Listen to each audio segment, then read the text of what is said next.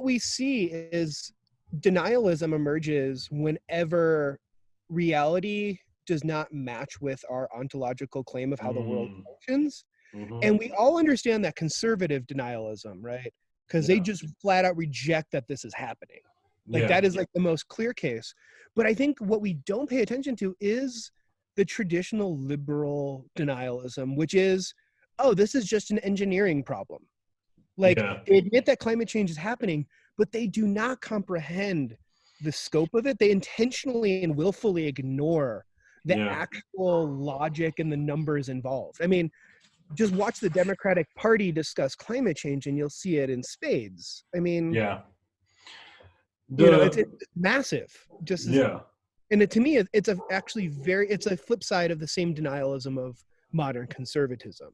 Like, it's the same thing, just like a different form of denial. One denies the entire science, the other one denies the entire logic of the consequences.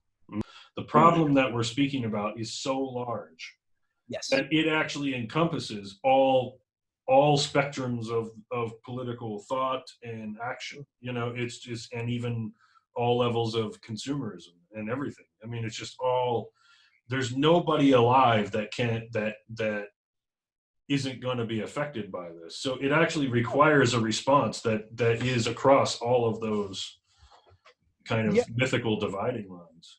And it has to require a complete break or a shift away from a dominant hegemonic ideology that's been around for hundreds of years. It talks about humans as a whole, but then only fixates on the most advanced, economically advantaged, and politically powerful, and then keeps using the language humans in a way that makes it feel like, oh, well, what we do is the same as what's going on in, rural India or China. It just kind of blankets it and then just focuses on a very specific, like they don't go to the global level, in analyzing it enough.